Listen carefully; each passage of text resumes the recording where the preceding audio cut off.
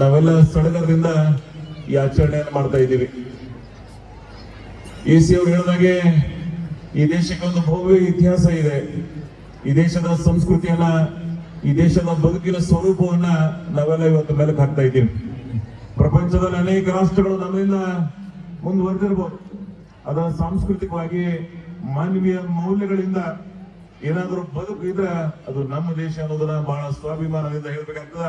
ಅಂತ ದೇಶದಲ್ಲಿ ಹುಟ್ಟಿದ್ದು ಆ ಭಗವಂತ ಕೊಟ್ಟಿರ್ತಕ್ಕಂಥ ಅನನ್ಯ ಬದುಕು ಅಂತ ಹೇಳಿ ನಾವೆಲ್ಲ ಭಾವಿಸ್ಕೊಂಡಿದ್ದೀವಿ.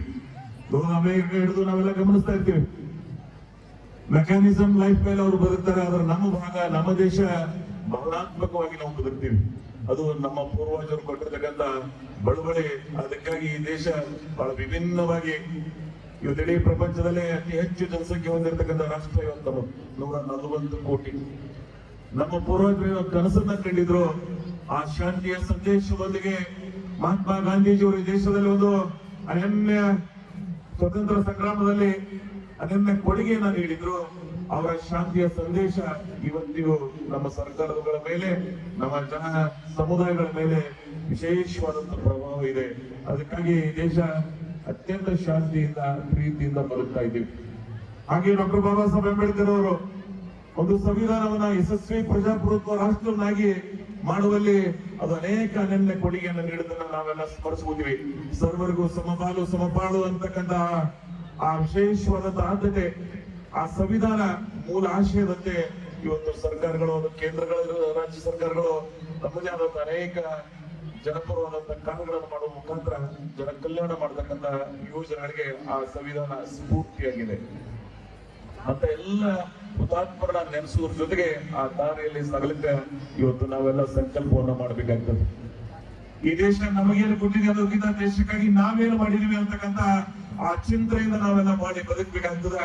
ಈ ದೇಶದ ಅನನ್ಯ ಕೊಡುಗೆಯನ್ನ, ಏನು ಸಂಪತ್ತು ನಮಗೆ ನೀಡಿದೆ, ಆ ನಿಸರ್ಗ ಸಂಪತ್ತನ್ನ ರಕ್ಷಣೆ ಮಾಡಬೇಕಾಗ್ತದೆ.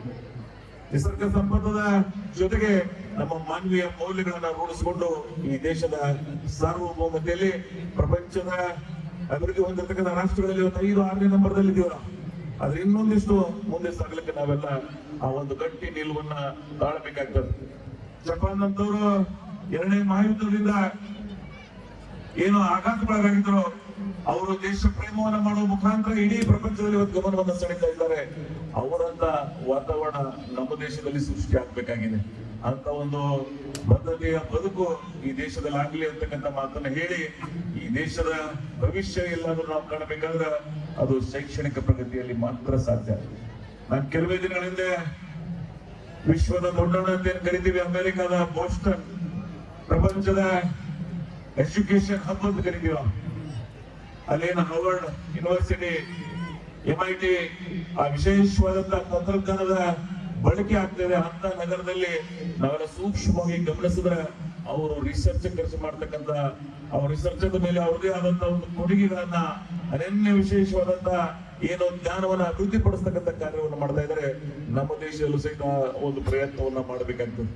ಇವತ್ತು ನಮ್ಮ ದೇಶದವರು ಅನೇಕ ಸಾಧನೆಗಳನ್ನು ಮಾಡಿದವರು ಅಮೆರಿಕಾದಲ್ಲಿ ಇದ್ರು, ಆದ್ರೆ ಅವರೆಲ್ಲರನ್ನು ನಮ್ಮಲ್ಲಿ ಹುಟ್ಟಿ ಆ ದೇಶದ ಬದುಕಿಗೆ, ಬೆಳವಣಿಗೆ ಪೂರಕವಾಗಿದ್ದಾರೆ. ನಮ್ಮಲ್ಲಿ ಅವರ ಸೇವೆಯನ್ನ ಸದುಪಯೋಗ ಪಡಿಸ್ಕೊಂಡ್ರೆ ಪ್ರಪಂಚದಲ್ಲಿ ಅವರು ಇನ್ನೊಂದಿಷ್ಟು ಮೇಲೆ ಎತ್ತರಕ್ಕೆ ಹೋಗ್ಲಿಕ್ಕೆ ಸಾಧ್ಯ ಆಗ್ತದೆ ಅಂತಕ್ಕಂಥ ಮಾತನ್ನ ಹೇಳಿ, ಈ ಭಾಗದ ಶೈಕ್ಷಣಿಕ ಪ್ರಗತಿಯಲ್ಲಿ ಶ್ರಮಿಸಬೇಕಾಗಿದೆ.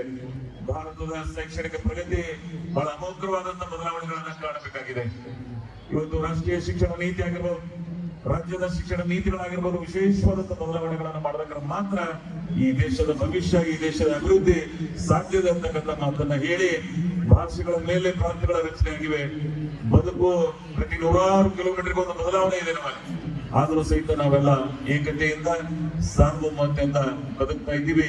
ಇದೇ ಈ ದೇಶದ ಬಳುವಳಿ ಅಂತಕ್ಕಂಥ ಮಾತನ್ನ ನಾನು ಈ ಸಂದರ್ಭದಲ್ಲಿ ಹೇಳಿ, ಈ ದೇಶದ ನಾಗರಿಕತ್ವ, ಈ ದೇಶದ ಬದುಕು ಹೊಸ ಸ್ವರೂಪದಲ್ಲಿ ಸಾಗ್ಲಿ, ಈ 79ನೇ ಸ್ವತಂತ್ರೋತ್ಸವ ಅದಕ್ಕೆ ಪ್ರೇರಣೆ ಆಗ್ಲಿ ಅಂತಕ್ಕಂಥ ಮಾತನ್ನ ನಾನು ಈ ಸಂದರ್ಭದಲ್ಲಿ ಹೇಳಿ